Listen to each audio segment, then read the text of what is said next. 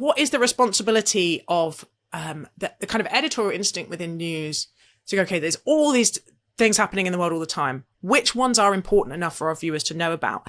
And what is the role of, I guess, despair and hope? What are we actually implicitly claiming about what the world is like and what humans are like? Could you just unpack for us a little bit about some of your thinking around that? Because I found it really interesting. Look, I always say that I didn't get into this job to depress people. I don't want to spread gloom. And so many people, especially people my age, you have dinner parties and people say, I don't watch the news, it's really depressing. And that kind of is troubling, because I think, I don't know if I would go so far as say it's a duty, but I think it is important that we do know what's happening in the rest of the world, because whether you like it or not, it will end up affecting you.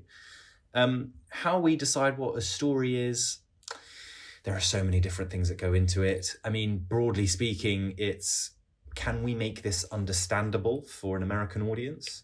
I think what people have to understand is that the knowledge base and point of departure in the United States is just that much lower than it would be in Europe, just because of geography. Americans tend to know a little bit less about the rest of the world than the average European might. I'm not judging anyone, that's just the reality of it. Plus, the media landscape in the States is so much more varied. So you've really got to fight for space and attention, and really telling them about the sort of tiny story in X country is not going to cut through. So you just have to be realistic about it.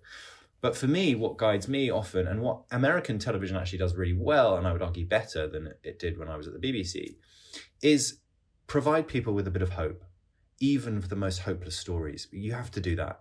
There's a reason why the most clicked on story at the BBC will not be about Syria or, Ukraine. It'll be about a panda or about, an amazing snowman somewhere. And that's not because we're idiots, it's because we want to be happy. And naturally, people want to be happy. So if I can figure out a way to make my Syria story give them a bit of the panda, it sounds trite, but that's really what I have to try to do, then I'm happy. I mean, the thing I always remember is one of the things that formed me as a journalist. I covered the Bataclan attacks, people will remember, in 2016. And one of the victims' husbands, this woman had died, she'd been killed inside the theatre. And this was a father of 2 small children and now a widower. He wrote a letter to the killers, forgiving them. He wrote this beautiful letter saying, I cannot teach my children hate.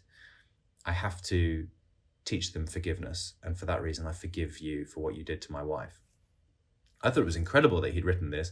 We went to his house. We asked him if he could just simply read the letter to our cameras. He did. It became the most watched thing the BBC had ever done at that point, which is insane, right? But it's because he was giving people a bit of hope. Yeah, through the letter, through the information around it on the website, you would find out the facts about what had happened and the very sad situation. But really, at its center, it was because he was giving people some hope. And that, I think, I've got to try and do that with what I do as well. Yes. It's so interesting, isn't it? I think of attention is a moral act. Like, we can choose what we attend to, and what we attend to changes us. And I think a lot of people's resistance to watching news is the sense that the sort of overwhelming horror is changing them and making them shut down and be cynical or whatever. And the desire to protect ourselves from it. I think it's quite a difficult balancing act to attend to sort of the true suffering of the world, but also attend to the true beauty of the world, right? And the potential for goodness and hope.